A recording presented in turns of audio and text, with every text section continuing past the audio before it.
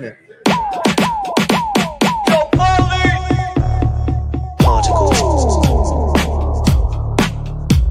Can I tell you something, Tony? Don't pretend like I got a choice. Particles.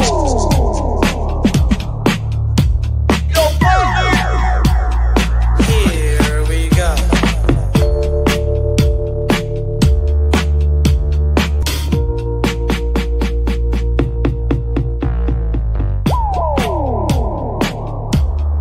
Here we go.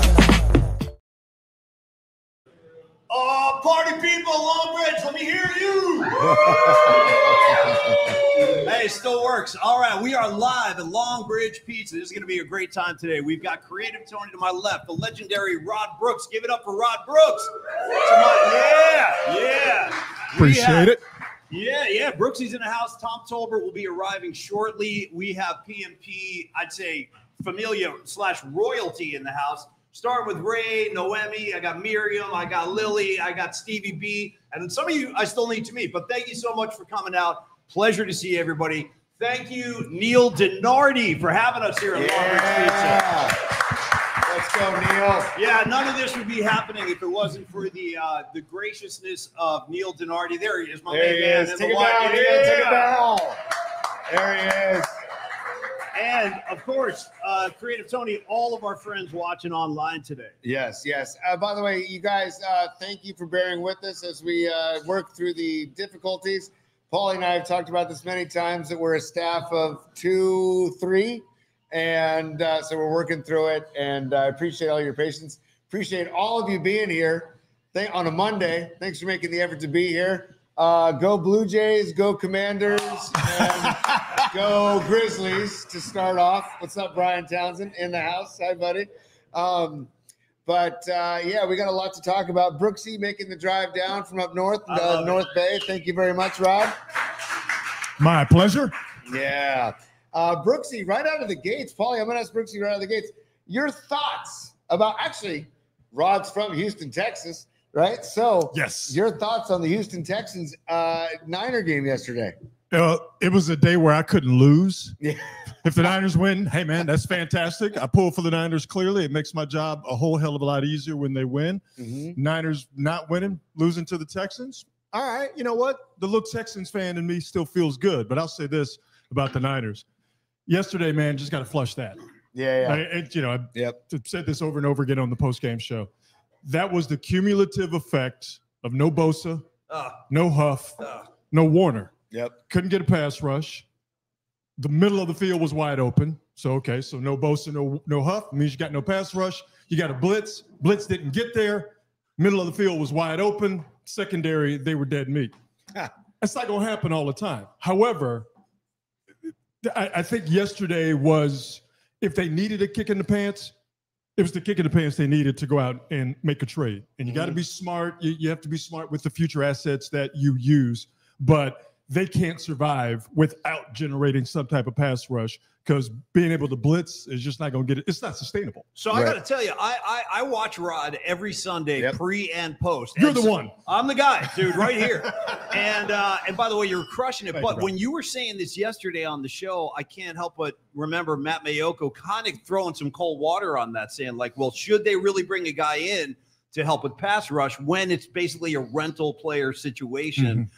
You kind of lose me when we start talking about contracts and what's beyond this year, because I can only see what's in front of me. But what do you say to that side of the argument that it wouldn't make sense? I completely understand not wanting to get a rental player, not wanting to get someone that you do not have contractual control over beyond next year. This is where they have to do some real serious self-evaluating and self-scouting, because while I understand not wanting to do that, you might have the team when you get Purdy back, when you get Pearsall back, when you get Ayuk back, whenever he does come back, along with Kittle and along with McCaffrey. You have an offense and you have some young pieces defensively that maybe it is worth it, depending on the player, it is worth it to go for that rental player.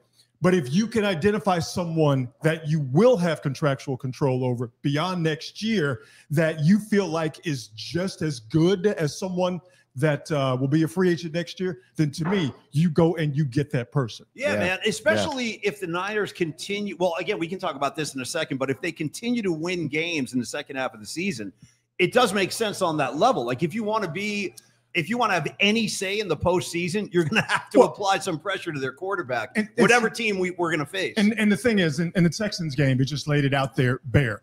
The Niners are going to be led by their defense because that's the healthiest and best side of the ball for them. But if the defense can't get off the field and get them the ball, then your offensive weaponry is rendered useless. They had the ball for 18 minutes and 38 seconds yesterday. Dude, nuts. 18 minutes and 38 seconds. Hey, Brooksy, eight carries for McCaffrey. That's the second. You couldn't even get Pinheiro on the field to try a field goal. And that's my man. I need De Niro out there. So that's the lowest time of possession for the Niners, second lowest, pardon me, since they started tracking the stat back in 1991. Damn it. So if you cannot get your offense on the field to use them to score points, control the clock, all the things a good offense does, if your defense can't get them the ball, then your offensive, like I said, your offense is blunted. You can't use it. So they have to do something. Dude, you know what's crazy about yesterday? The 49er offense didn't record a first down until the final minute of the first half. They didn't get a first down until that deep into the second quarter. And if you look at the big picture, Rod, Tony, because I'm getting mildly concerned, Niners have now lost 2 of their last 3. Mm-hmm. They're about to travel across country to play a Giant team. I have no idea what to expect. Giants team is terrible against the run. Awful. Well, good. Then feed McCaffrey all day. Feed him all day. But he's got to be on the field. Right. Okay, you got McCaffrey going up against the Giants defense that I think allowed 2 guys to rush for 100 yards yesterday. That's all fine and dandy. Now, the Niners are not going to have 18 minutes and 38 seconds of possession, but if they are not even or winning the time of possession battle, then your weapon, as with McCaffrey, is unusable. Yeah. Mm-hmm. Yeah. Supposedly there was scuttlebutt about Ayuk maybe returning to practice this week. Well, his window is open. Right, his window is open. And like you said, that will help things. But there is a certain somebody that I've just had enough of, and he wears number 15. Oh, boy. And here we go. You ain't the only one, dog. I mean, we're all about positive vibes on the show. We are, and I know your vibe is too on your show on the Quality Hang. Check out Rod Brooks' Quality Hang Monday, Wednesday, Fridays. But Juwan Jennings, dude, there are balls that he's dropping that you need to catch, especially if you're asking for the quote unquote bag. If you held out or whatever he did for 5 weeks, didn't practice, and then that's going on. Yeah, I mean, that doesn't help the situation at all. And he needs to rise up, and he's not. I'll tell you where Juwan Jennings is not performing the way that he should. It's not necessarily catching footballs, although that's important. Yeah. His blocking and the blocking of the receivers and the blocking of the tight ends, not named George Kittle, is extraordinarily important to the Niners' entire get down as far as running the ball. I'm not saying nothing that people here at Longbridge don't know and the people watching online don't know. I think back a couple of weeks ago, they tried it, and I think they should shelve this play, but it was a goal line situation. Tried to give it to Juszczyk, and Juszczyk got nowhere. Well, the reason Juszczyk got nowhere is because Juwan Jennings missed his block. Yeah, I'm more concerned about that because he's going to catch footballs. All right, that was an egregious drop he had yesterday for sure. Yeah. But he's going to catch more footballs than he drops. I hope so. The problem is that blocking, which, as we know, is all effort and attitude and want to, that blocking is not as strong as it had been. And I'm not saying he's doing it because he's pissed or whatever, but for whatever reason, that blocking, which is as important, if not more important to the offense than his receiving, that blocking is not where it needs to be. And to me, that's a bigger play-in, play-out issue than it is him catching or not catching passes. But I love the way that you said for the Niners to get down. Right? Yeah. I mean, we all know how they operate. Yeah. It's fantastic to watch them throw the ball all over the place, and it's nice to know that they have that in their holster. But ultimately, they are what we saw against Atlanta. Run the ball 35, 40 times, control the clock, and shield that defense and keep it off the field as best you can. Right. And lean on your advantage, which is your offense. Well, it's funny. Paulie, I'll let you jump in. Yeah, go. But I was feeling good about that win against Atlanta. And then Atlanta goes, but no, don't feel good about it because, man, it's hard to win in this league. I know. Well, it also worries me that the Niners are 5-3, but they've been outscored by their opponents. And it's like that stat is like, wow. That's here. I tell you what, stop look because you can look at the point differential on the right side of the stats. Yeah. You can look at that and you go, oh, that's not good. Just don't look at that. Yeah. What's the most important stat? W's. 5-3. W's. And you got the Giants coming up next week. Yeah, you know, man, I'm looking for a win this Sunday, obviously. And by the way, before we proceed, we should shout out. Now, obviously, we're broadcasting live. Great to see all you guys here today. But we've got friends online watching the normal show. We got the Quality Hang audience. We got the Particle audience. But, Tony, I see Supers coming through. So let's definitely give him some love as we proceed. I can't see. That's all. It's going to be up to you, buddy. I can barely see too. I need my readers, Paul. I need to start. Do you have readers, Ron? Yeah, there you go. See, I need to get those. Can I try those on? Let me see. I just want to try these on, see how they do. Oh, it's a good look. Oh, wow. Okay. Yeah, see? I need it. You might want to get one of those great. Yeah. You might want to get an eye test. Just a thought. Yeah. I just hate crap on my Don't- face. you know I what I hate crap on my face. Hey-o. Sorry. Who doesn't? Yeah, sorry. Are you Yeah. that vain? Really? No. I just don't. I don't like the feel of stuff on What my about face. shades? What about flip No. downs? No. Nothing? Nothing. How about a bandana to cover your whole face with? Yeah, we could blindfold you if that helps. Give him a cigarette, let him try his thing. For those of you that tune in the show, we have supers on the show, and we'd like to honor them. Aaron Kask is a super. He says, have a couple of Pliny's Done. for the PMPers. What's up, Aaron? And Aaron, by the way, is a big Black Sabbath fan. He always tells people to listen to Black Sabbath. I agree. We do. We Second all that. agree. Brooksy right? agrees. We all agree. We're unanimous. Yeah. Before people got here, the playlist by Steven. Steven's walking Yeah, around. give Steven some love. He's got- playing the Tease the House DJ. Yeah. We got a Wicked World into the Wizard Yeah. while we were setting up the gear. Yes. Yeah. And Steven does all the playlists here. So great job, Steven. Next in line is NorCal Refrigeration and HVAC, also known as Shank, also known as David Shanklin. Shank. And he is a super, and he says, have a couple more Pliny's after Aaron's. Oh, after Aaron, something about Aaron Rodgers, I'm guessing. After Aaron Rodgers lost last He didn't night. do you any favors on the hot and sour, kid. No, That's what no. you get. That's what you get for I know. hitching your star to his wagon. I picked Rodgers. You know what I'm saying, Brooks? That thing's going right off the cliff. It made all the more annoying with those uniforms last night, That was too. a bad look. Come on. Yeah. Come Bad on. look. That was a tough Enough watch is all the enough. way around. Yeah, We're it both was. teams. It was. We're both teams. Hey, by the way, cheers, everybody. Yeah, Cheers. cheers, y'all. Yeah. Cheers. Yeah. Thank you for coming to Longbridge, everybody. Great to see all your smiling faces. Yeah. And next in line, we have Patty from Napa. Patty. And she says this is for the tip jar. So she gave us a nice super for the tip jar. Thank you, Patty. Also, we want to give a shout out to one of our dear friends. She goes by the name Beat LA. And she left a gift card at the bar for $200 to buy people beers. So, What? Yeah, Yes. how about that? Yeah. Yes. How dope is So, that? when you go to the bar, ask for the Beat LA gift card. Yeah. I'm not kidding. This is the real deal. So ask for the Beat LA gift card. That is from Jessica, aka Beat LA. Thank you, Jessica. Way to throw those freaking Beat LA vibes again. Sorry, Brian. I know this is my dear friend Brian right there. hosting. Brian. He's got the Dodgers shirt on. Hey, man. Good man. You Brian's- should pick better friends, dog. Right, I ain't dude. gonna lie. Brian's a great guy. It goes into the guys of Oh, is that a pro Dodger shirt? Oh, I Yeah, thought it was like yes. a Dodger sucker. No, jersey. no. Oh, come on, Brian. See, it just goes. If I need to, I'll do it right now. Oh, Canada, my home and native land. That's all I know. Me too.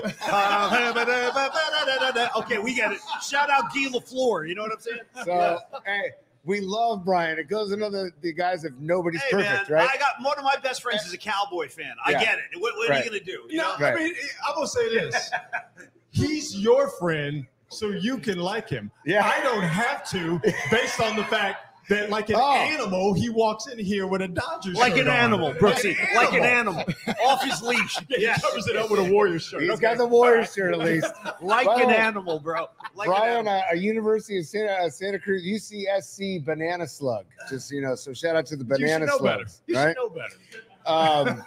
Real quick, we'll continue a couple more supers. We got Karen Bell. Karen Bell. Karen Bell's a super, and she says, "Great idea, Patty." And she also is giving some money to the tip jar. Thank you, Karen. Awesome. And then Mark Gravy Graves, he says, "Get some help for the D line and O line in a trade. There is no dominant team in the NFC this year. Go get 6. Also, F the Dodgers." Oh yeah, So- P.S. Yeah. By the way, Yeah. P.S. Steve Garvey sucks. Yeah. But you know what though? The thing is, and I'm pretty sure I said this on post game yesterday, when Matt and I were talking about what they should, could, or should not do in terms of making a trade for the D line. I think you owe it to the players that have gotten the Niners out to a 3-0 lead in the division, with 2 of those being road games, 5-3 at this point, with the chance to bank a couple 3 wins before they get to the bye at the end of next month. It's the first week in December. If you're John Lynch, former player, I think he understands that ethos, that the coaches and the players have worked their tails off to get the Niners to a point where they have to make a tough decision about making a trade and what that would cost them from a draft capital standpoint. I don't know how you look Trent Williams in the face and go, "Nah, we don't want to do that." I don't know how you look Brock Purdy. You just spent $53 million a year, $200 million, whatever it is. I don't know how you look at Brock Purdy and go, "Nah, we don't want to do that." No, you're right, man. Just, John Lynch is owe not it to the players who have gotten the Niners to this point where a serious consideration for a trade is being made. Right. I just think you have to do it. As Herm Edwards say, you play to win the game. Yeah. Right? Yeah, scare money don't make money. Right. And John Lynch is not the kind of guy who's going to say, "Yeah, we're just looking to get through this year. We're looking ahead to next year." He's about winning now. I think so, but he also understands the bigger picture. That's why I said it's a very difficult and nuanced discussion. But to take the nuance out of it, from a conversational standpoint, and obviously as the fans, y'all don't want to hear nuance. Y'all want wins. I do. That's me. I want wins. To take the nuance out of it, hey man, you're 5-3. Have a chance to win next week. Have a chance to bank a couple of more before the bye. You can make a push. And with there being no dominant teams in the NFC, we know who the good ones are, but there's no dominant teams. You make a move that gets you back in that mix, you got to do it. So I was going to say, I'm just going to get up and knock on these wooden pallets because they're going to New York and that turf. And we all know that injuries have been a big issue already. So, Paulie, take away. I'm just going to go knock on that wood. On that note, so Brooksy, let me throw this at you, man, because the reason the Niners are faced with all these questions and do they buy? Do they look ahead? How do they get through the rest of the season is because of the injuries. Now, since 2017, San Francisco 49ers are the most injured team in the NFL, meaning they've had more players miss time than any other team. And I don't know what's going on, Rod. I'm just throwing this out there. What's your take on this? At what point does it cease to become a coincidence? And at what point does you say, like, yeah, there's something to this? Like, I don't know what to make of this. Let me work backwards here. I think if a serious investigation, for lack of a better way of putting it, from inside the organization, if they're not trying to figure out why this keeps happening, then that's malpractice. I'm going to assume that the Niners as an organization are smarter than to say, this isn't that big of a deal. This is just football. So they should look at it. What the answer is, what the problem is, I honestly don't know. I do think, however, and it gets, because it seems overwhelming, because it has been, a lot of these injuries are just football injuries. And it's a rough and tumble sport. Bosa, that's a football injury. Obviously, Warner is the worst, type of football injury. Ayuk, football injury. When Christian McCaffrey when he hurt his knee last year, landing on his knee from that shoestring tackle in Buffalo, that's a football injury.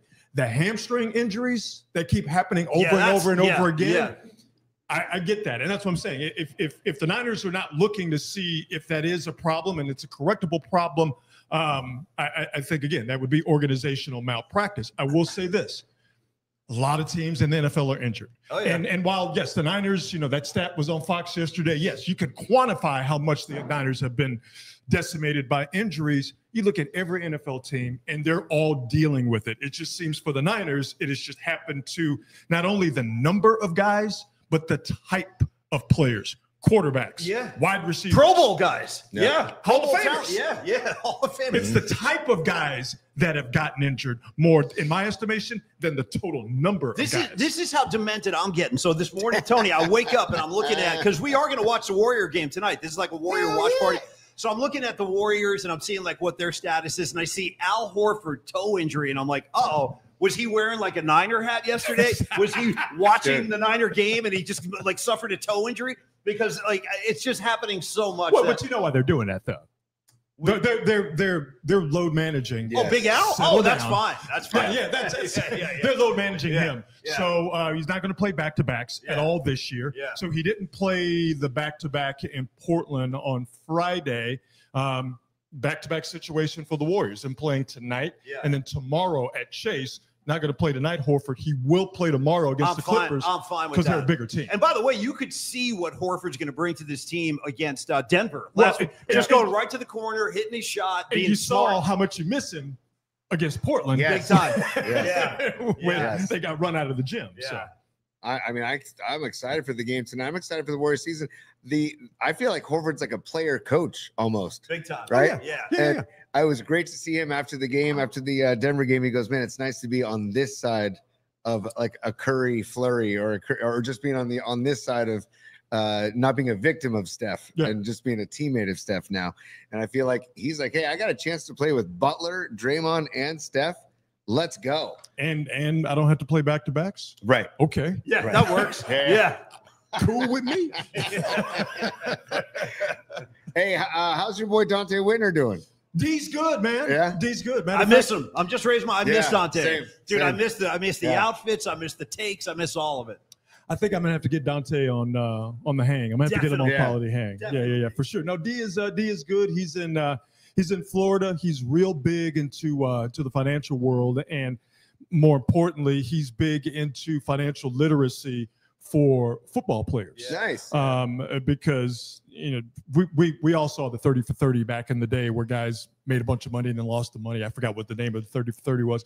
For Dante, who made a lot of money but lost a lot of money, he wants to take the lessons he's learned and he wants to help out these young cats who are making money, but the average career is only 3.5 years. That's average. Right. You might not make it 3.5 years. You probably are not going to make it to that second contract. So, D has found his, I don't necessarily call it a second career, but I think he's found his calling in terms of getting these guys to understand that there's a difference between being rich and wealthy. Yeah. And he's trying to get guys to be wealthy, and that's where D's head is right now. Hopefully, you got to be wealthy to have the type of wardrobe he's got. Dude, we had him on the show a while back, and he was telling us how he just got back from Morocco. No kidding. Yeah. And he was shopping for shoes and robes. Yeah. Well, yeah, but then, dude, he's shipping in fabrics Yeah. that he's like, Yeah. he's over in Morocco buying fabric, Yeah. and he's like, FedEx this to my house in California. Yeah. He don't buy off the rack. No. No. Hey, maybe he should tell people not to mix with the Gambino, Bonanno, Lucchese, or Genovese families. Dude. Maybe.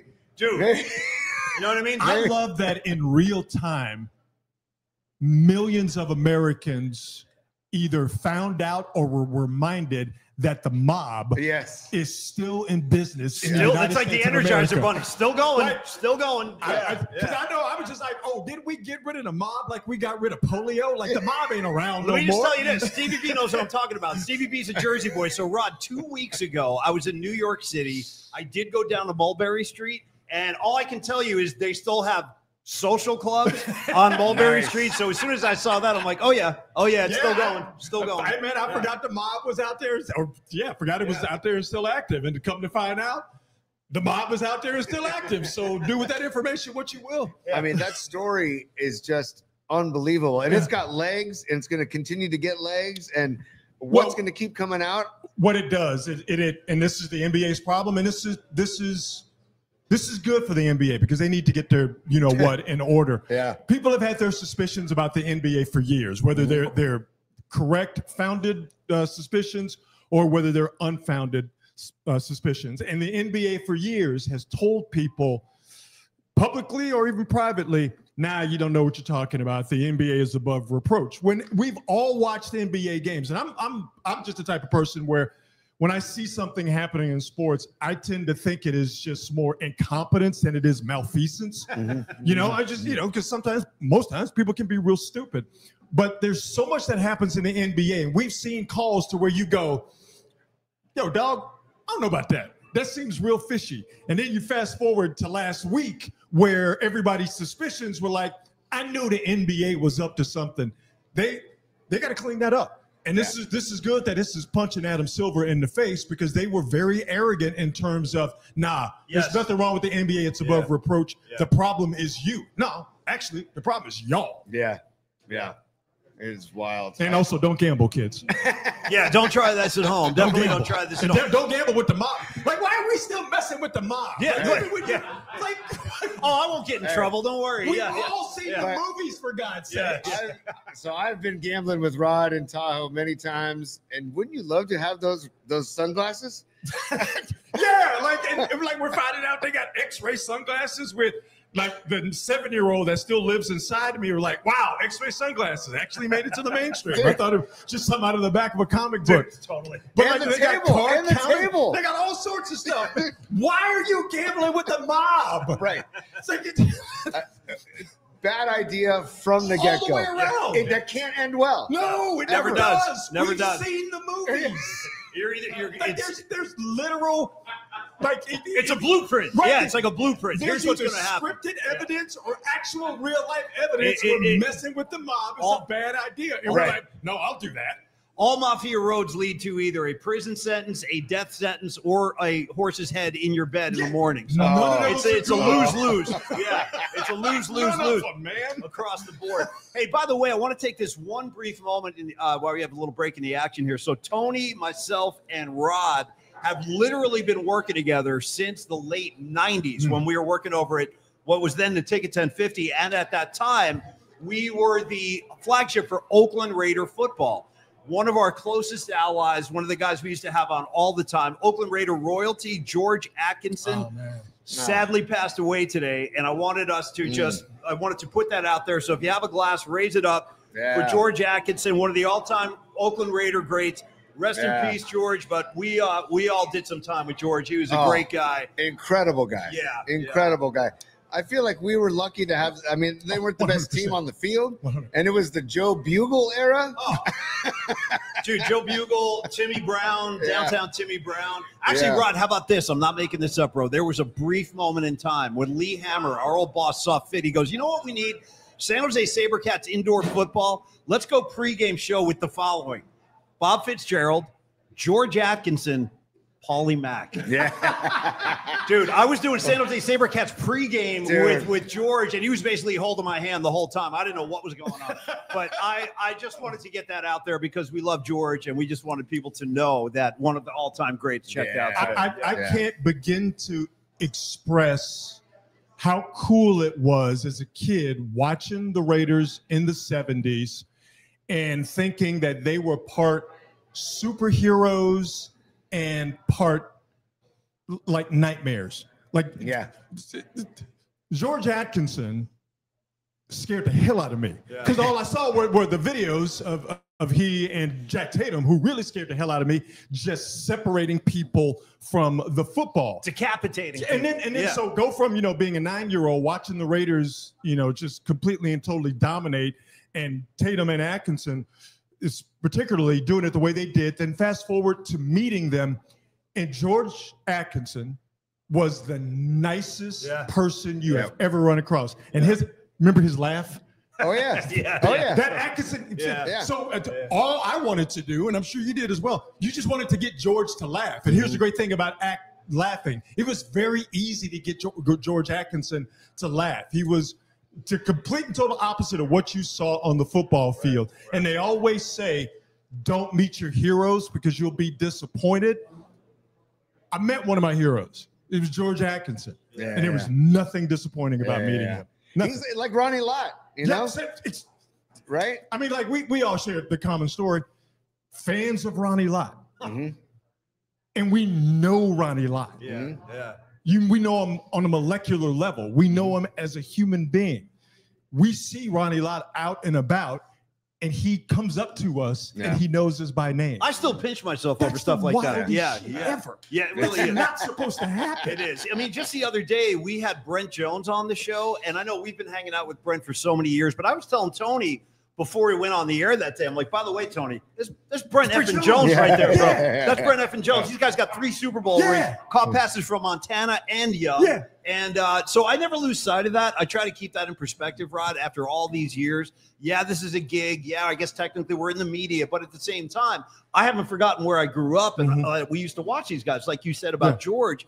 And it's pretty damn amazing that we've gotten to know a lot of these guys. And, you know, for me, you know, at this point in my career, I like to express to people that understand that these athletes are still human beings. And when you see them through the lens of humanity, to me, it puts it in a different perspective, and it softens the blow when they do things that, for whatever reason, may upset you. I'm just talking about on the field of play. When you get to know them as human beings, or you understand them as human beings, you're more, well, you can still be disappointed if they drop a pass or miss a block or blah, blah, blah. You can still be disappointed by those actions. To me, it takes the sting out of it. And to get a chance, even though I know our profession has given us this access to meet these athletes and then to get to know them as human beings. But if you do get a chance to meet them, or you do get a chance to develop a relationship, or even if you don't, see them as human beings, and you'll find a way to not be disappointed about what they do athletically, because they can be some of the, it's like, knowing Tom. Like, Tom is a human being, as a person, is one of the nicest, most interesting, most quirky, and I mean that in a good way, people that you will ever run across. Tommy's a no BS guy. He's just such a good dude. By the way, Brooksy, have you ever had a moment, because I have, and I'll tell you the story in a second, but have you ever had a moment in your career where maybe you unexpectedly cross paths with somebody you weren't expecting to see, and you do become a little bit starstruck, for lack of a better word? Has that ever happened to you?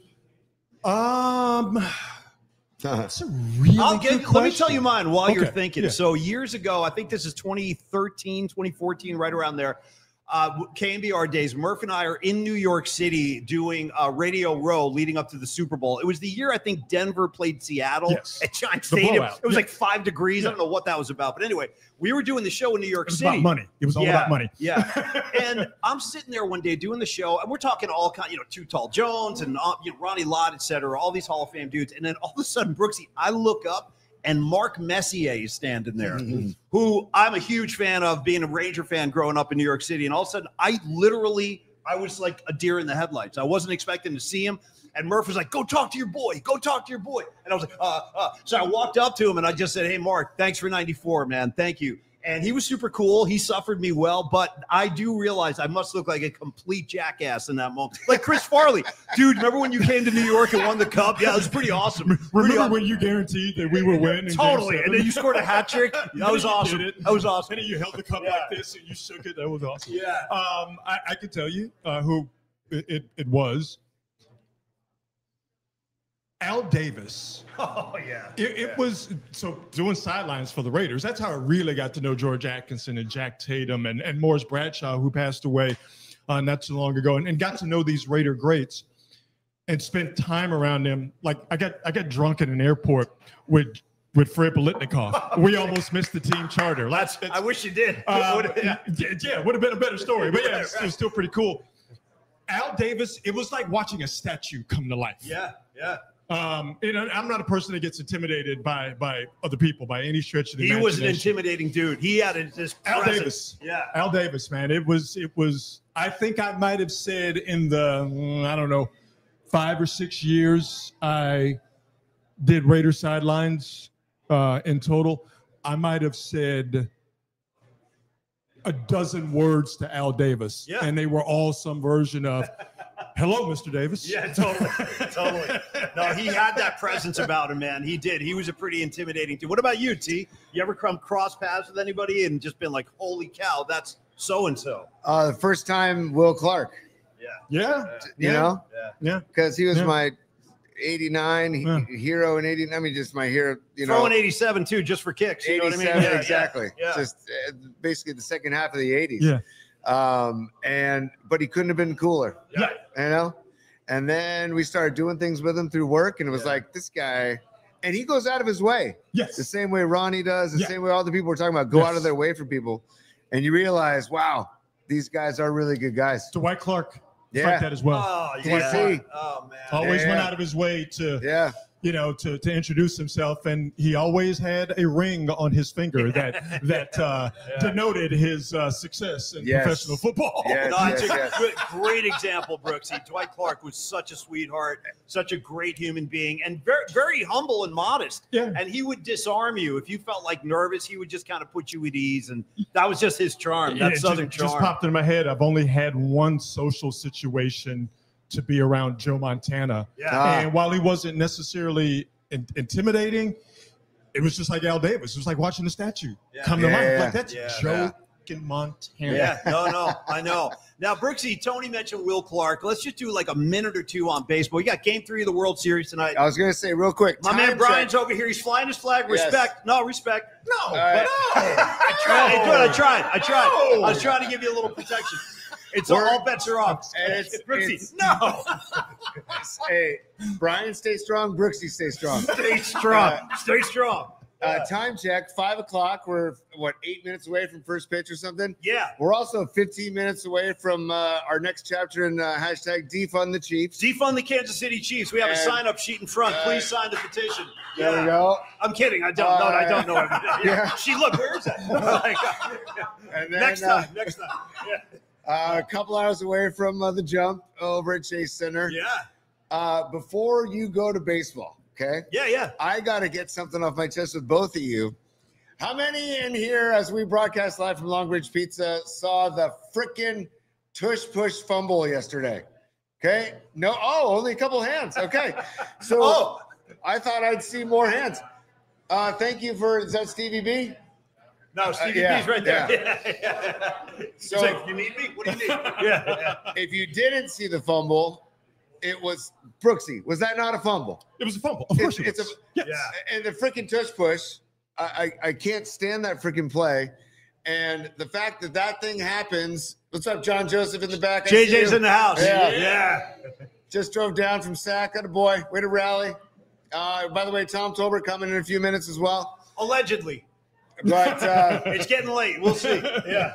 as long as he doesn't bring his Boston Terrier, Lou. Okay?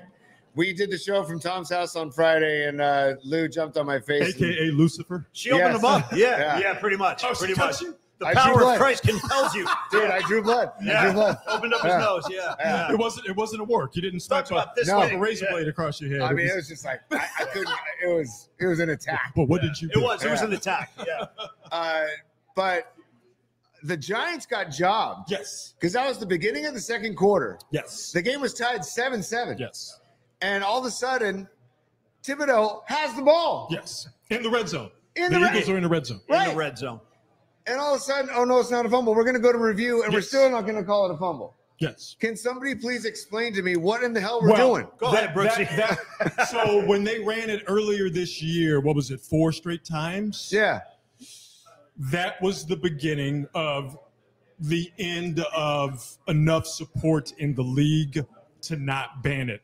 Right. What happened yesterday, I think that's it. I think because they were already only a few votes And short. the whistle did not blow. Well, yeah, it's because here's the problem with the tush push. Look at the look on his face, Sorry. by the way. The The intensity. action, Dude, it Yeah. pisses me off, man. yeah, The yeah. action Good, doesn't your life bother depends me. on this. The actual push itself, what they do, Right. it doesn't bother me. What bothers me is that it's officiated incorrectly. Right. Where they're jumping off sides. Well, guys are lining up offside. They're Yeah, in the neutral There zone. is no neutral zone. Right. Yeah. There is, Okay. yeah. Which is what they've done. They've Right. eliminated the neutral zone. Yes. So in essence, Yes. they've already gotten the yardage they needed. Yeah. All they have to do is physically move the football from point A to point B. So it being incorrectly officiated, Yeah. like it was yesterday, that was clearly a fumble. His progress was clearly going forward. Hurts was not on the ground. He was on bodies, which means he's still And up still and moving alive. forward. It was incorrectly officiated. So if you're going to keep it, officiate it correctly. Yeah. If you're not going to officiate it correctly, bounce it. Bounce it. Brooksy, I'm going to continue my habit of asking Rod unanswerable questions that just defy logic. But for real, here's something I've wondered for like 2 years now, because everybody says the NFL is a copycat league, and to some degree it is. The Bill Walsh offense came along. Next thing you know, everybody's running the West Coast offense, et cetera. I have no idea what the answer to this question is, but given the success rate of that play when Philly runs it, why have no other teams attempted to run their version of the tush push, knowing it always works? Well, they have. You've seen other teams do it, and you've seen them not be able to do it, definitely to the degree of success that Philly has had. And all it takes is a couple of times to fail at it, and a coach is going to say, I'm not doing this anymore. We're not going to work on it. Like Buffalo. Exactly. With Josh Allen. Exactly. Yeah. And listen, it's stupid for Buffalo to do it with Josh Allen because you have a linebacker at quarterback. Right. Why are you tush pushing when you should just quarterback sneak it? If Tom Brady can quarterback sneak it, you can quarterback Can we just get to the baseline that it's not football? But to me, that's almost a semantics argument because to me, it is football. It is big men going up against big men who are moving. To me, football has gotten, and I think football is better for it, to where it's a game of space. It's sideline to sideline, and it's about exploiting all of that space with speed and quickness. I love that that's the NFL right now. I'm glad that we still have a play that brings it back to old school football where it was big dudes in a small space beating it out of each other, trying to get as much yardage as they can. If that's the case, I want special teams on field goals, defense, to be able to use other players I don't mind hoist themselves up. I don't mind that. Right? I don't care if you throw a guy up in the air. Right. Yeah, I don't Bring mind it. that. Yeah. Okay. Yeah. All right, bring it. Bring it. It looks like we have our fourth, I think, maybe joining Our us fourth now. host might be in the house. Yeah. Might be in the house. It's tough to say. Now, Tony, with your permission, can we do a quick Dodger Go. Blue Jays? Okay, thank you. Brooksy, game 3 tonight. Blue Jays give them a fighter's chance in this, not only in these LA games, but the whole series, or is the juggernaut just going to take over? I mean, they got to get to that Dodger bullpen. Is Glasnow pitching tonight? Glasnow, right? Yeah. You got to get to the bullpen. If you get to their bullpen, the Dodgers are vulnerable. Yeah. Problem is getting to their bullpen. Yeah. The Brewers couldn't do it. All right. If Glasnow goes 8, like Yamamoto did a couple nights ago, it's a rapidy rap. Hey, dude, Yamamoto is like a throwback to Greg Maddux. No, he's sick.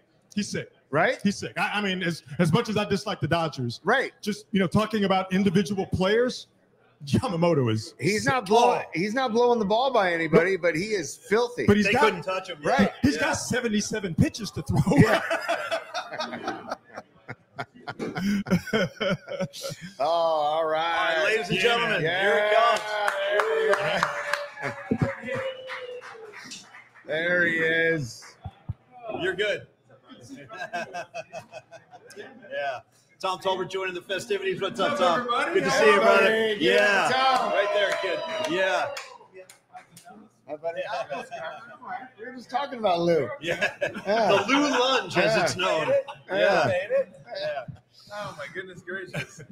Nice. You coming from the Chase Center? Yeah. Drop some stuff off, and I bring beer for all the guys at the end of the broadcast. So I went and dropped that off and hooked it up. Well, Ogden came and got me, so then I got here and heading back. Nice, dude. Well, welcome to Long Bridge Pizza. This is one of our sponsors, Neil Denardi and the White up there. Very generous host. Great to have you here, Tom. We were just we just landed on talking about Dodgers-Jays Game 3. Okay. By the way, great call on the Texans. You said that with certainty on Friday, or take the Texans. Well, 100%. You get some right. Yeah. I mean, I'm not going to take too much credit because, trust me, there's plenty I completely biff on. Yeah, me too. Completely biff on. Yeah. We're just like, oh, God, that didn't go the way I thought it was going to go. Hey, don't talk about the losses. Just talk about the wins, baby. I just keep moving. You keep moving, right? Yeah, if you keep moving, what's behind you can't catch it. So I keep stepping. Try to tally the losses and wins at the end of the year. So, but yeah, that game was a game that it just set up well for the Texans. Yeah. And like I said during the show today, it's like the levee finally broke. Like it's just they were plugging the dike, and gotten buckets, and everybody was pitching in, and they were playing. I don't want to say over their heads, but like maximum level from a lot of people on that team to get it done. And it just seemed like one of those games, like, yeah. And then the Texans took advantage of it, and you saw that they just. I mean, I don't want to say they don't have the players, because they did have the players a week earlier. So they're probably not that – they're not that good defensively, but they're not this bad defensively either. The thing I liked most about the game was the fight they showed. Yeah. They only gave up 26 points, and they got slaughtered, absolutely slaughtered on the stat sheet. 470 yards at like 220. Time of possession was 41.5 to 18.5. Yep. Texans were 9-16 on third down. C.J. Stroud didn't get touched. He looked like a different quarterback than he looked against Seattle. So, yeah, I mean, look, those games are going to happen, but they hung in there against Tampa on the road, difficult circumstances, hung in there against Houston, and I think that bodes well for the fight that this team has. And now hopefully they get some reinforcements back. They'll stay back. NFL is a funny game, though. They get guys back. You never know who they're going to lose next. Right. I mean, that's just the way it is. Yeah, we were talking about this earlier, and your perspective as a former player, I'm curious.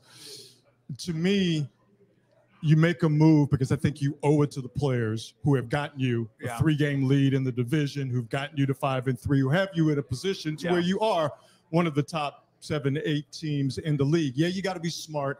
You don't want to do anything dumb unless it's the right player. Yeah. If Myles Garrett is out there available, then you do something dumb. Probably not going to be. But to me, you have to pay off what the players have done to this point to make what they've done worthwhile to get where you need to go, which is imminently attainable. Yeah, I mean, it's so tricky, but I agree with you that these players have played their asses off. And I think that would buoy the whole room. Yeah. Like, hey, we got reinforcements now. When they got McCaffrey. And I'm not saying they're going to get a McCaffrey-type player, but that absolutely lit a jolt in them a few years ago. It's tough because, Bosa and Warner aren't coming back. Right. So you know that. So can you get a difference maker? What's a difference maker going to cost you? Yeah. And how much of a difference can that difference maker make without, another stud? Problem is they lost all their high-priced players, right? Ayuk's out $30 million. Bosa's out over $30 million. Yeah. Purdy's been out. Yep. Warner's out. I don't know what he is, probably 18, but that's one of the highest-paid linebackers in the game. I mean, they've lost their best guys, and that's how they've constructed this team with elite talent, and then hoping to fill the pieces or fill the crevices, and then draft. Right. And the draft looks like it's good. Like I like the young guys. But they're young guys, and they're going to do young guy things. And we saw them be young yesterday. We saw Mustafa look young. We saw Green look young. We saw Bethune look young. Yeah. And they got dudes out there. I'm like, who the hell is that dude? Yeah. I feel like Charles Barkley before the season. Who he played for? Charles Barkley during March Madness. Yeah. Like they had the dude yesterday, the linebacker Robinson. Yeah. I saw him. I was like, is he a Niner? Where'd that guy come from? When did they sign him? Like, they just drop him out of the Raptors or something? Yeah. That's the same way I felt about Lucas the week before. I'm like, what? So but they're balling. I mean,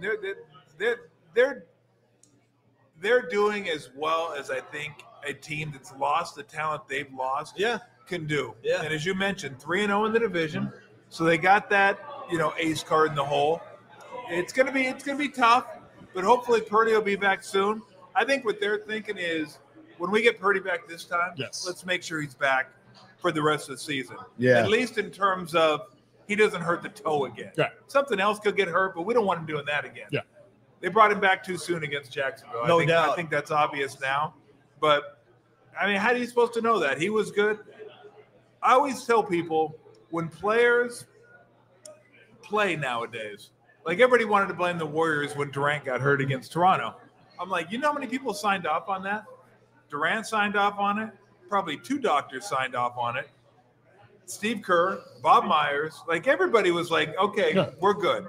And then he gets hurt, and everybody's like, we got back. Well, look, if the player doesn't feel like he's ready or his doctors don't feel like he's ready, he's not going back. Yeah. It's not the old days where the coach says, get the F in the game, and you're like, okay, I'll lose my job if I don't get it. Right. That's just not the way it works anymore. So, Purdy's a guy I'm sure that wants to get back out there. They got to be smart about that.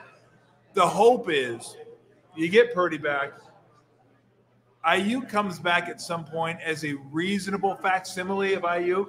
I don't think you're going to see Brandon Ayuk till next year probably. Pearsall comes back, doesn't take him too long to get up to speed.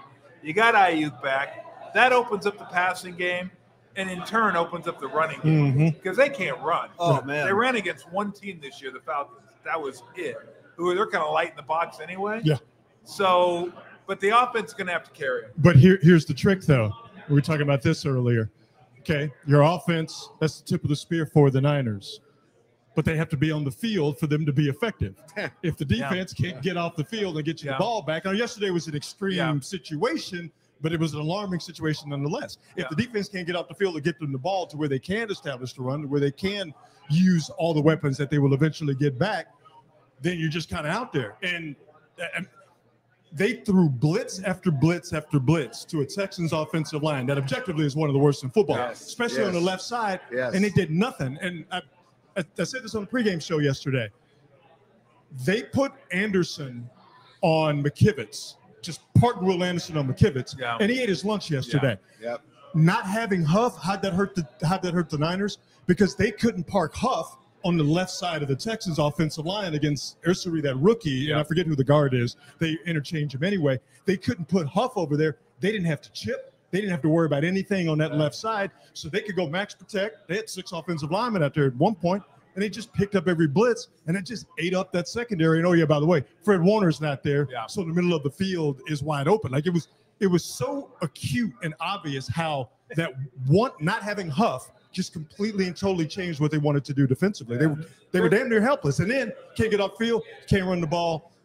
Mac Jones, when he does have time, he eventually threw some good passes, but he was under siege too. Like it was just one after another after another. See, and that's what I worry about when Brock Purdy comes back. Can they protect? Because you're talking about Brock Purdy, not hurting that toe again or re-aggravating it. I worry about the line being able to keep guys off him. Yeah, but Brock Purdy can move. Yeah. And Mac Jones can't move. Mac Jones a statue.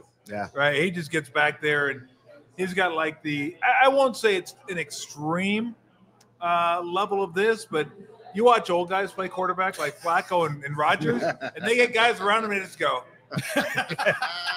they just like fall down. Just start falling on their own. They're like, I'm done. Like, I got this. Like if they can't throw it away real quick, then it's like, okay, let me do it. I got it, guys. They're not fighting anymore. Or the flip side, where the safeties will just take off, the middle of the field's open, and they run and surprise the hell out of everybody. Because I think Flacco had a touchdown yesterday. Mac Jones, that was that deceptive white boy speed on display.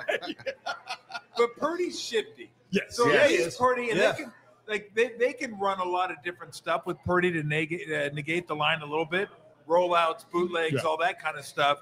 We're not sure exactly where his throwing point's going to be. And when Mac Jones get ready to throw, you know where he's going to be. Mm-hmm. Probably 5 yards behind the center. That's where he wants to throw it from. Yeah. So that'll help. But really, I think they're going to need a full complement of receivers to threaten teams. Because right now they're not threatening teams, and there's everybody's stacking up on McCaffrey. I don't know what he's averaging yards per carry. It's got to be in the mid threes, maybe. If that, maybe low, maybe 3.3, 3.4. But it's not. It's now he's killing them in the passing game. Yeah, he's incredible catching the ball out of the backfield. But again, the schedule really lightens up, right? And you got to win against the Giants. Yep. You got to win against the Tennessee Titans. You have to win against Carolina. I think Carolina comes here. Yeah. They're 3 or 4 games you should win. Those are winnable games, right? Yeah. And then if you can win 2 out of the 3 division games, you're 5-1 in the division. You set yourself up with a good shot. But if I'm a Niner fan, I'm like, wow, it's a pretty impressive, not pretty impressive. It's a very impressive effort. What these guys have done this year. Saleh coming back has been massive. Shanahan's, I think, having a great year. I think these guys have really busted their ass and played well. They're just, again, like I said, the levee broke yesterday. It was crack, here it comes. God damn, we're done. Yeah. You know, some people like to say coaching doesn't matter. I think coaching made a difference yesterday. And D'Amico Ryans, and I think coaching's making a difference with the Niners being 5-3, and Shanahan, the job that he, and you mentioned Saleh, that coaching is actually making a difference. And that coach, especially in the NFL, I don't know as much in other sports, but in the NFL, it seems like it's very important. Especially, I think coaching always matters, but I'm always a players guy. Yeah. Like I give the players the credit, I blame the players. Okay. You're the ones out on the field. Yeah. So when because people love this, right? When you're doing the radio show or doing everybody wants you to kill the coach. I'm like, well, why do the players get off scot-free? Well, that's why I Why does everybody love the players so much now? They don't want to criticize the players. Like, players just get killed all the time. Yeah. Now it's the coaches that get killed. I'm like, well, damn, the players are the ones out in the field. They're Right. the ones that miss a tackle. That's it. They're the ones that aren't in position to do it. Now you got to coach them to be in that position. Right. And, again, they have. That's why yesterday was such an aberration. And you look at it. What was it? Was it the coaching or was it the players?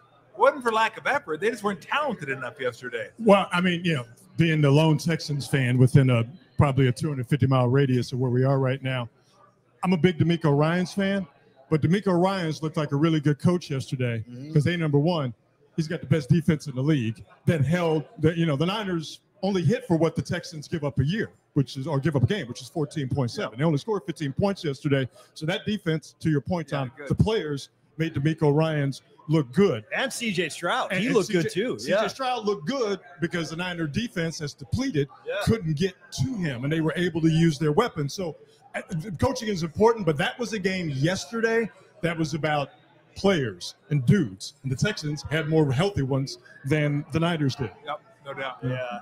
Now, as far as college football goes, Brian Kelly had to go. So, as far I was as wondering when that was going to come up. He Wicked Witch is dead, baby. He had to go. I wasn't going to bring it. It was all his fault. I wasn't going to bring up LSU. It was all his fault. That's all Rod. Oh, it's a good day today. It's a really good day today. By the way, I saw what Kelly is due to make when they let him go. I think it's like $53 million. 54? Yeah, good Dude, Lord. Yeah. Oh, I was blown away. I forgot how much college coaches make. I mean, It's a unbelievable. good job if you can get it. Yeah, right. Right. Can't get Just sit fired back from and it. get paid. Right. Just sit back and get paid. Just boom, I don't got to do anything more. I love they were like Penn State told James Franklin that if he wants to get his money, he's got to go look for a job. I'm like, yeah, he gonna be looking for a job the same place OJ was looking for the real killers. exactly. Nice, He gonna be on the golf course. Nice. The real killers. They're out there somewhere, Brooksy. Yeah, nice. Job market is sad. I can't do nothing about it. Nice stipulation. You have to go look. What? You don't have to go look.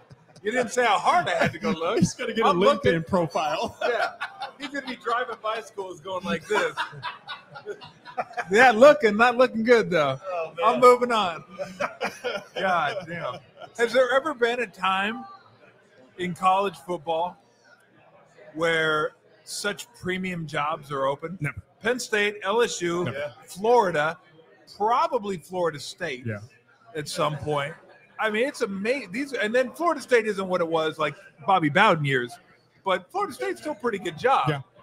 Florida in most years would be the best job available. But LSU it's like the third best job available. Yeah. Because Penn State's second best, LSU's the best. Yeah. By the way, that was a fun atmosphere being down Did you there. like it? Yeah, it was cool. Did you like it? It was cool. Yeah. I mean, who is hot? And the seats were hot. Yeah. I was sweating buckets when I got up there. I was like, God, it was so hot and so hot, I didn't even go down to get a beer. I'm like, fuck that. I ain't going anywhere. I'm sitting my ass down here at halftime. Like a gentleman. I go, if somebody wants to bring me a water, that's fine by me, but I ain't climbing these stairs again. Man. Because I didn't want to go tumbleweed down the stairs. I was like, nah, we don't need that. And you were behind the student section, right? So you were. Yes. Yeah. Yeah, we weren't there's two sections. Ours was the lower of the two. Okay, that's right. Okay. Yeah. Remember the pick. So, but yeah, I mean, all yellow at night, good game. Got to watch DJ Lagway just chuck the ball all over the field. Man, he was out there freestyling, wasn't he? My God. And it wasn't pretty freestyling No, not either. at all. Do you guys I was like, bro, I got you +9. What are you doing out there? Nice. You're just throwing the ball up in the air and praying. And God ain't answering.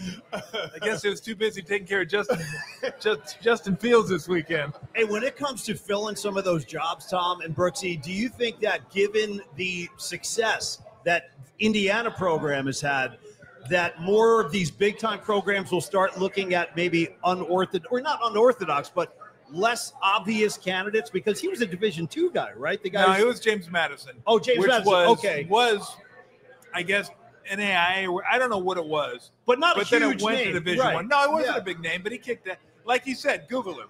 He wins everywhere he goes. Yeah. Here's the thing, though. Indiana is not Penn State and LSU. So if you're going to hire a Kurt Zignetti, your alums are going to be like, they're going to look like you have 7 heads. Like, really? Indiana could do that because they're the worst. Indiana, they're the worst team in college football for like 100 years. Yeah. So they're like, well, let's hire this guy. Like, if I'm LSU, Penn State, I'm probably trying to get somebody younger that can be there for a few years. I don't necessarily think you need to get a big name. I think look, Brian Kelly's a perfect example. You go to name, great. Everybody's happy. The alums are, and then boom, falls on his face. I think you need to have some smart football people that are making the decisions, that know, like, can watch game film, can talk to them. And one of the most important things, I think, in college isn't just the X's and O's. Because I just kind of assume if you're a coach, you know your X's and O's, right? Can you hire a good staff? And can you get along with the fan base and the alums? That was 1A, dog. You just nailed it. Yeah. 1 and 1A. And Brian Kelly didn't really even do both. Nothing. He didn't do either. Nothing. So, I mean, you can't. Nothing.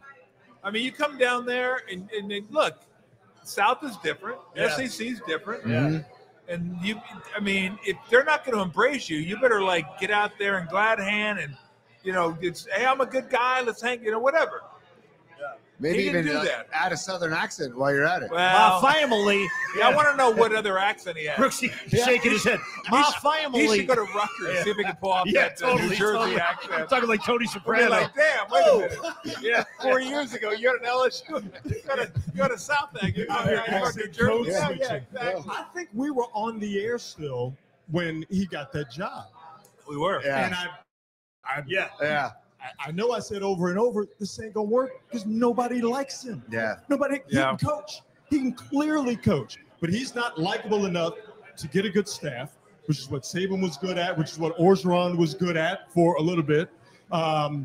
He wasn't good enough to get a good staff because nobody liked him. Nobody wanted to come work for him. Yep. He's got way too shitty of a history in terms of how he's treated assistants. Yep. And you're right. You got to recruit the state, and it's state of Louisiana is a very interesting place. And if you ain't about it, if you can't fake it, then you're not. If you don't live it or you can't fake it, it's not going to work. And somebody said today, it's perfect, that Brian Kelly took the LSU job to see what LSU could do for him. Most guys take that job to see what they can do for LSU. Yep. That's the difference. So, I mean, it's. I mean, look, Ed Orgeron won there. Yeah. Ed Orgeron can't coach. Now, did he get lucky that Burrow came there? Yeah, of course. Yeah. But he's about Louisiana. That's all he's about. Yeah. I mean, and then they found out 2 years after he won the national bro, you can't coach at all, can you? He's like, all right, give me my money. He was all about Louisiana and 25-year-old co-eds. At gas station. And you know what? I'm like, I couldn't really blame him, actually. Hey, Tom, while you were in New Orleans, did you have a favorite spot? No, I mean, we went and saw the Gators in a swamp. That was pretty cool. Nice. Drove around in the boat. Nice. Oh, Nice. And then went to LSU football. And then I'm trying to think where we ate. Did you stay in the French Quarter? No, about a mile away. Yeah, you're better off. We All right. stayed in an Airbnb about a mile away. Right on. No, it was cool. Nice. I tell you one thing, though. Huh. Louisiana has some of the worst beer. Oh, right. Like, they do right. not have their beer game needs to tighten up, man. Nah, They're not known There's- for their craft beer. we Like at all. They're like, tell you here's Abita's an good, Abita. it's not. And I tasted an Abita 5 years ago. I'm like, that's all you what? Yeah. That still sucks. There- I told him, I go, give me Coors Light. Yeah, dude. totally. Abita? You're not drinking goddamn Abita. Abita's terrible. Jesus. Just draw me a Coors Light. I remember when brutal. Abita was supposed to be brutal. the bomb. It was Yeah. like, oh. I mean, look, Yeah. they're too busy with the hurricanes, the hard Yeah. liquor, and all that, Right. which is fine. But I love my beer. Yeah, yeah. So I went there. I gave up after 2 days. I'm like, bro, just give me a Coors Light. I'll You just can suck it up. give up on beer after 2 days, and your shit is I'm awful. like, whatever. I'm like, I'm good. Like I know 3 guys, maybe 4, but 3 guys that own breweries in the Bay Area, like prominent breweries. We go to Philadelphia. I'm like, give me a beer place in Philadelphia. One of them said, go to Monk's Cafe. It's one of the best beer bars in the country. It happened to be our Airbnb was 50 yards from Monk's Cafe. I was like, talk about serendipity. Yep. We went there every night we were in Philadelphia. Nice. Incredible beer bar. Yeah. Incredible beer bar. Every city we go to, I'd ask them, they go, oh, check this out. Minnesota last year. I went to Minnesota. He goes, check these 2 places out. Really good. Had their beer. We went there, bought some beer, brought it back home. Great beer. Text him. What do you got for me, New Orleans? Nothing. Yeah. One of them said not much, and the other one said nothing. I go. There's 0. There you go. But can you go see live alligators anywhere in Minnesota? Fair point, or bro. Pennsylvania? Yeah. Nope. No, you're not getting it in Philly. No. Or Nope. go on a one graveyard thing- tour, get spooked. Can Right. I see I've done that. Yeah, dude. Yeah. 8 different teenagers play the drums on a buckets? on a Nice. ball On a box. bucket? Yeah, right, No, right, I right. can't Yeah. see that. Do I need that? Not that many. Maybe No. one's fine. No. But I was like, bro, you sound a lot like the other guy, okay? I mean, it sounds like you're all playing Phil Collins here. It's like an echo as I walk down Bourbon Street. That corner of Bourbon and Canal Yeah. is a portal to hell. Totally. It is. Once you walk by, it's either Walgreens or a Crystal Burger. I forget exactly what's there. It's been a while Hey, since I've been Brooksy, there. what time did they hose it all down? Because at one Oh, point, it's like 3, 4 o'clock they in the just morning. shut it down. When the Yeah. horses come, come out with the fire push hose. everybody off. Yeah. Get all the gunk off the streets. Yeah. All I know is, did you see the huge ass beer sign? Yes. That he's Yes. Dude, Yeah. come on. What are we gonna do? It's unlike anything. Oh, it's incredible. It's unlike anything. We actually we heard Bourbon twice, and it was before it really got going. Because I was like, I don't know. I've been there. Yeah, you don't need I that. was there Yeah. in New Orleans for a Super Bowl. I shut down Bourbon Street 4 straight nights, Yeah, dude. and I thought I was going to need kidney, spleen, Yeah. everything transplanted. Yo, I remember that. Your shows were rough the next day. Dude, Oh, I remember that. I fell asleep on Frank. Nice. We were doing the interview, went to commercial. I came back, I was snoring. He heard it on there. He goes, I think Tom's left us. I was out. I got back to the room like a half an hour before they called. I was like, thank God. That happened to me in Chicago This once. is just- Yeah. it's I went just down. killing Yeah, me. it happens. It And then I happens. did it again the next night. Yeah. Literally, if I did one of those nights now, I'd kill myself. Oh, same It'd here. be over. Be light in an ice Back bath. then, I was like, yeah, give me like 4 or 5 hours sleep. I'll go at it again. What time are we going out? We're good to go. Yeah. Yeah. Give me a hurricane. We're good. Yeah. Yeah, I got like 2 minutes. Okay. Okay. Final thoughts for Tolbert. Tony, get him out there. Oh man! First of all, Tom, thanks for coming to us and visiting. Absolutely. You know, before you actually got to go to work, tell RC Davis and Tim Roy hello for us, please. And Raymond. I Yeah. talked to And- RC Davis before I came here. I told him I was doing the show Nice. with you guys at Yeah. Longbridge. He goes, love that pizza. Isn't it? It's awesome. It's Love great this awesome. pizza. Yeah. It's Sourdough great pizza. crust. That's the secret weapon. Is that the secret Yeah. weapon? Yeah. Yeah. Yeah. Yeah. Everyone's got a secret weapon. Except me. Vegas. We talked about Vegas on Friday, and they were on point with the Texans. They have the Dubs 47.5. You think over or under? 47.5 wins for the season. I mean, I like them over, yeah. Me too. Yeah. but Yeah. health is going to be key. Okay. You're going to eat games like tonight where Horford's not going to play. Yeah. Right. And you'll see They're the going to play him difference. tomorrow because they're going against Clippers, and Zubac Uh-huh. is a bigger threat than whoever. I'm trying to think if what's the big fellow's name for the Grizzlies? Jackson? Ed Edie. Oh, yeah. Yeah. Jackson. Jackson's I so guess. big. Yeah, I guess Out. Draymond will probably guard him. So I mean, he wanted Horford to guard. So Horford's not playing any back-to-back. I worry about the health, Yeah. but this team's got some depth. Yeah. They just have age, Mhm. but they should be like I see the West. OKC's far and away Yeah. the best team. Yeah. I think it's Denver after that. Yeah. Warriors beat them in a hell of a game. That was a great game. Incredible game. And then after that, it's like the beginning of the Kentucky Derby. It's just, and it's just horses and moving and horses and jostling. And it's going to be a mad race to the end. And I mean, Denver might even be included. I don't know. Yeah. But it's going to be wild because it's going to be like last year. You have a bad week at the end of the year, you fall back 2 games. You have a good week, you come up 2 games. Yeah. Maybe you're the 4th seed. Now you're the 8th seed. Now you're the 3rd seed. Now you're the 6th seed. So, I mean, you have Minnesota, you have Houston, you have the Clippers, you have the Lakers, you have maybe the Spurs. Although I think Spurs are going to be like in that 7-8 range, I think. But we'll see when they get Fox back. And the Warriors. A lot of teams that are really, really good. I still think too, if you have to face the Warriors in the postseason, that's not a great position for other teams looking at us to be like, damn, we got to play these guys in a 7-game series. That's not going to be a cakewalk for as long as they're healthy. That's going to be tough for anybody. When they were healthy, they beat Houston. When they weren't healthy, they didn't beat Minnesota. Yeah, they got smashed because they didn't have Steph. Yeah. Like nobody wants to play against Steph. Right. He's just too hard to guard. He's different than anybody in the NBA. Yep.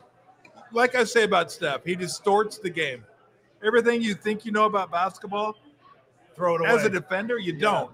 You got to rewire your brain. Mm-hmm. It's like, oh shit, that's right. I got to get out on it like 38 feet from the bucket. And it's a whole different deal. So no, it'll be interesting to see. This is a good test for him tonight, back to back against Memphis and then the Clippers. Yeah. It's kind of a weird schedule early on. A lot of, 1 or 2 game roadie. Like Bucks, Indiana for a 2-game roadie? That's a weird roadie. That's weird. Go all the way across the country, basically, 3/4 away and play 2 games, then come back. So I don't know, but I like the team this year. I think they're going to be really good, competitive. This is a team that I'd like to see them get in the top 4, but even if they don't, they're veteran enough they can win just as long as they're healthy. Yeah. Like they called remember the lineup in 2015? They called it the death lineup at the end of the game. Yeah. Now they're going to have the near-death lineup. Is basically what it is. The Kevorkian. The Kevorkian lineup. It's really good, but there's a little fragility there. A little bit. So we'll see how it goes. What they lack in size, what they lack in youth and athleticism, they make up for in just elite skill. How they can play team offense, and when they're right, how they can play team defense. You do that in a 7-game series. If you're healthy, you can beat anybody. Yeah. And it's funny too, because some people are like, well, it's Steph still at the stage where he can be the focal point of an offense. I'm like, do you have eyes? Yes. Like, literally, do you have eyes? You watch this guy, what he does? Dude. Like, he is the sun in this offense. Everything revolves around that guy. Yeah. And it should. Yeah. You watch him play now, you'd think he's like 32. Mm-hmm. It's pretty amazing. He's still incredible. So you need to copyright some of these phrases. Steph is the sun. Everything revolves around him. The near-death lineup. I'm good. Dude, I'm still in near-death lineup. Dog. Yeah, I'm just trying to catch a beer every now and again. Hey, Tom, thanks for coming, brother. Great to see you, man. Thanks, boys. Appreciate Tom it. Tolbert, everybody. Yeah. Give it up for Tommy. He's got to run along, do his real job, of course. Yeah. Oh, it's the best. Yeah, it's the best. There he is, Tommy Tolbert, on his way to Chase Center. Calling Dubs Grizzlies with the great Tim Roy. And by the way, Tony, what are our responsibilities at this point going forward? Well, I was going to give an Where'd update. our show go? I'm looking. Now we got ESPN. Well, because I was looking at the Blue Jays. The Blue Jays had 2 runners on. Oh, we got to get that game on pretty soon. Yeah, because I think we're going to wind down. Yeah, we are. The Blue Jays had 2 runners on, but they got out of. Dodgers got out of it, but they're showing signs of life early in the game. Give me more. Wait, the Jays had 2 on? Jays had 2 runners on in the top of the second, but they got Just keep applying the pressure. Right. Keep applying because they do that. They get guys on. Do. Yeah, they do. Yeah. They got a tough lineup, dude. They got a very tough lineup. I mean, that's why just win 1 in LA. Yeah. Get it back to Toronto. I agree. Get it back to Toronto, and then get Geddy Lee out there again. All those Maple Leaf guys. Let them do their thing. Yes. Yeah. Yes. Yeah. By the way, I got to give it up to the national anthem for Game 1. It was amazing. Later, Tommy. Brooksy, I think we're on the. I think we're winding down. I mean, Tony's in charge. I'm following his lead. I don't know. Where do we stand? Where do we stand? We got no score, bottom of second, Brooksy, in the World Series. I do not have a football score. I can check that real quick as well. And then we got Dubs taking the floor at 7 p.m. But first of all, just so good to sit and rap with Tommy. Tom rules. You got. I mean, that's not to spend a lot of time talking about the past, but that felt. Felt good. A little bit. Yeah. That was like I remember those shoes. I like those shoes. Yeah. That feels comfortable. Yeah. Totally. Yes. Totally. Yes. It's no score in Monday Night Football. The Chiefs were 3rd and long, and the refs called a penalty to extend the drive. No, that's how it happens. I just made that up, but I'm just guessing. it says. I mean, that happened. I'm just guessing. We've seen it so many times. I wouldn't blink. I wouldn't bat an eye at that. I fell for it. Yeah, me too. Yeah, of course. Yeah, of course it did. 3rd and long. Hold on, they'll find something out there. Yes. I will say though that we thought and we wanted the Chiefs to start to decline. Yeah. Then they came right back up. We thought we were seeing the Eagles start to decline. Yeah. And then what have we seen over the past They're few both weeks? back. Oh, Right, look, the where Chiefs and the Eagles are out there doing Chiefs and Eagles stuff. Great. That's awesome. I know. That's fantastic. I know. And I think next week, is the matchup where Casey has to go into Buffalo. I think that's next Sunday. I think it might be a Sunday nighter or a Monday nighter. Check the schedule, but I'm pretty sure that's next weekend. And I need to see Buffalo beat them, man. I need to see it in the postseason. Go ahead. They're at Buffalo 125. Okay, so Sunday afternoon. Okay, Yeah. I mean that's a great game, but that's the devil that Buffalo has to knock out at some point if they're going to climb that mountain. I mean, because Josh Allen, man, like I want to see him get a ring. I as long as the Chiefs are standing there, though, I don't know. I need to see it. I mean, the problem for Buffalo is defense. Yeah. And even if they're not dealing with a fully activated Patrick Mahomes and Rashee Rice and I forget the other receiver. Xavier Worthy? Yeah, Xavier Worthy. And they're getting a little bit of a run game, which is all they need. They don't need a lot, just a little bit. A little bit. Get a little bit of a run game. I don't know how Buffalo deals with those threats, you know? Mm-hmm. And even if they do beat them in the regular season, that's fantastic. Do it in the postseason. That's what I'm saying. Yeah, you got to do it on the big stage. Yep. Update: 1-0 Dodgers. Damn it! Teoscar went deep. Did he? Yeah. All right. First day, still bottom of the first?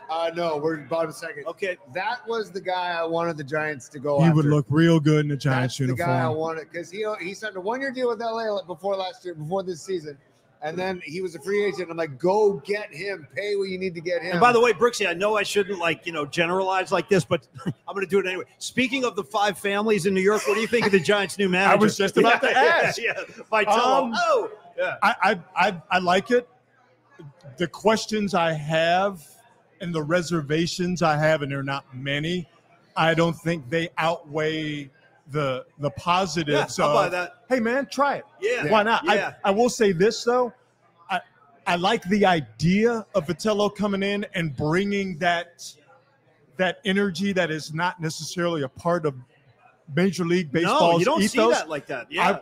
I wonder if he's going to be able to fully be that guy, or will he have to tamp it down? It's a good question. Because there's one thing, I wish I could remember who said it because I want to properly give them credit because it's such a great and true line. If you watch baseball around the world, they all look like they're having a ton of fun. Except here. Except here. In Korea, they are having a blast. Yeah. Oh, dude. In Latin America, dude, they're having a blast. Yeah. You get to the United States of America where baseball was invented. It's like a funeral. And nobody can have any fun. Not allowed. So I wonder if his energy and his fun, for lack of a better way of putting it, I wonder if he's truly going to be able to have that personality and impart that personality on the Giants, or will he have to tone it down, or will it be tamped down because that's not the way things are done in Major League Baseball? Really good question. And you see him, the photos and the videos of him in the fur coat, right? Yeah.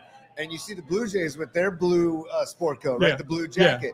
I'm like, some people might think that's gimmicky, but that stuff works. Exactly. That stuff completely It works. But you have to know baseball, and you have to know the baseball culture, and I'm talking about the players. You have to know that that type of stuff works. Yeah. Over the course.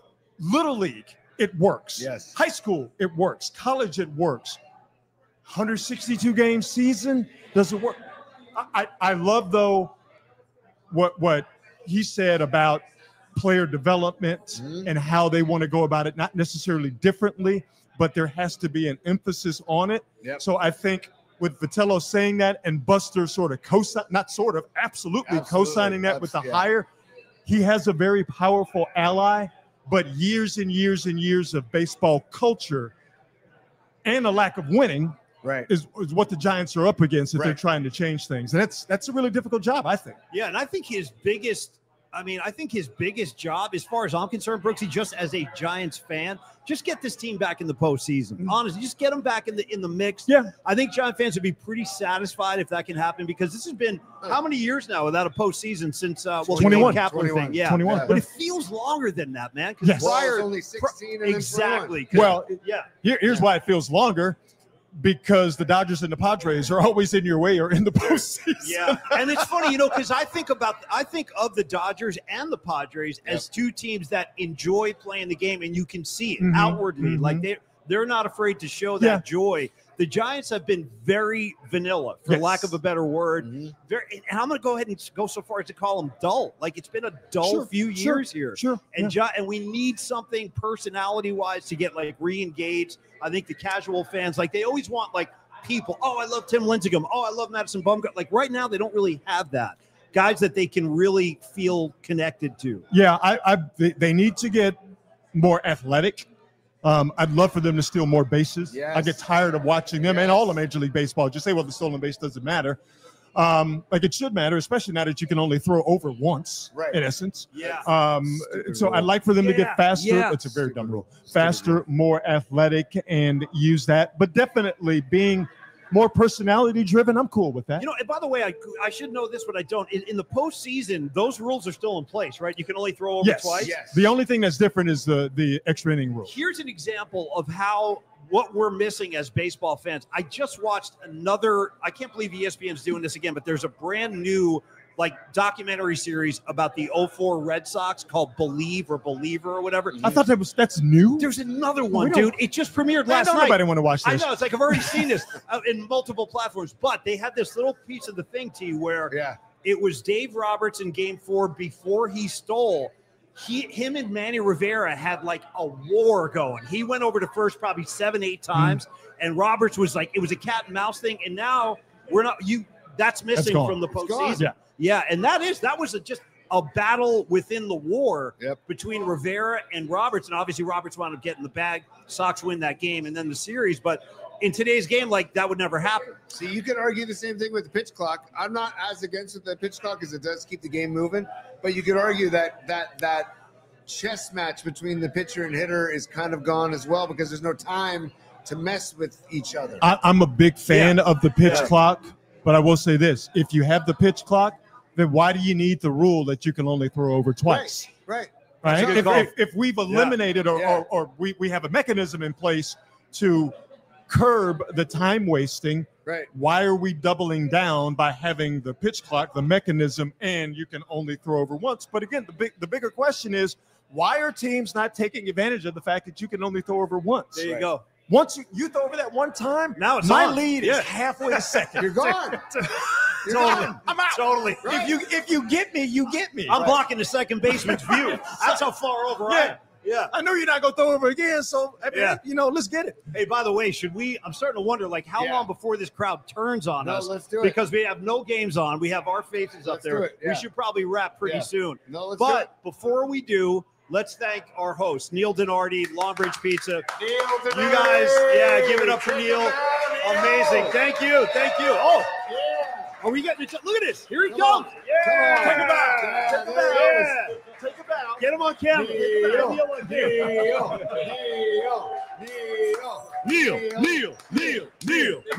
Neil. Right here. The man. Yeah. Also want to thank Tom Tolbert for coming by. What a treat. Yes. The legendary Rod Brooks. Quality hang with Rod Brooks. Yeah. And then, of course, all the sponsors that help us get this show on every day, Dr. Matt Young, Longbridge Pizza, Carlos De La Fuente, and Flex Funding. And, of course, how about Dom, our secret weapon? Yeah. Peralta's design right here, kids. Stellar design right here, man. Dom Peralta. We would not be here without Dom. Literally today, he set this whole thing up. Also, Dom put together the ticket stubs for today. Yeah. The poster for today's event, Dom put together. He has done all the merchandise that's for sale on the back table. Thank you so much, Dom Peralta. This would not be possible. Thank you, Dom. Thank you, Big D. And thank you, all of you, for coming out tonight. We freaking love you guys. Hum Daddies, Stevie B, Ray, Noemi. I got Miriam. I got Lily. I got Leah Phillips. I can only see so far without my glasses, but we love you guys. Thank you so much for coming out. Let's watch some ball and let's have a good time. Cheers. Final words? Final words. Los D, our great sponsor, Carlos De La Fuente, is a super. Yeah. And Los D says, roses are red, Neil's sauce is too. Order a ton of extra larges for the PMP crew. Okay. Cheers, Los everyone, D. from Carlos De La Fuente. Yeah. And then we got Escobar Cheeks the third. Oh, dude, Escobar. Rod, there's a story behind the name. Oh no, I've Cheeks. seen it. Yeah, I've seen it. the fingers. I've seen it. I've seen it. You got junk in the trunk. Escobar he does. Cheeks Yeah, the third yeah, has a message for Rod. He says, Brian Kelly can now use his normal voice. Yeah. I want to thank my family. Yeah. And then Patty from Napa, one of our favorites, she checks in from Lake Havasu. Happy birthday to Mrs. Cheeks. It's Escobar's wife's birthday. Oh, nice. Happy birthday. Happy birthday to Mrs. Cheeks. And again, thank you all for coming out tonight. Thank you. Thank you. And we'll see you tomorrow at high noon. Go Blue Jays. Let's go, Blue Jays. Let's go, Blue Jays. Sorry, Brian. We'll see you tomorrow, kids. All right, y'all. Hey, we're back tomorrow, high noon on our regular time, regular channel. Rob Brooks, Quality Hang, Mondays, Wednesdays, Friday nights, usually 8 p.m., right, Brooksy? 8 p.m. Yes. 8 p.m. Not tonight, though. Not tonight, kids. No. Rod's done the work for the day. Yeah, we're all done. Also, Rob Brooksy, pre and post Niners, best show, pre and post show for Niners football with Matt Mayoko Agreed. and Carlos. It's a great show, Rod. Thank you, brother. Great job, my man. And you're doing great stuff with on NBC with I'm blanking. Look at this Dave. kid. Dave. Oh yeah. Yes. Yeah. Yes. Thank you, brother. He's great. He's great. With There's so many Sports people. Sunday. that guy. Yeah. I had to think about it for a second too. Yeah, With the Sports other Sunday. guy. Yeah. Sports Sunday. So check him out. Thank you all. Thank you, Thanks, guys. kids. Cheers, y'all. All right.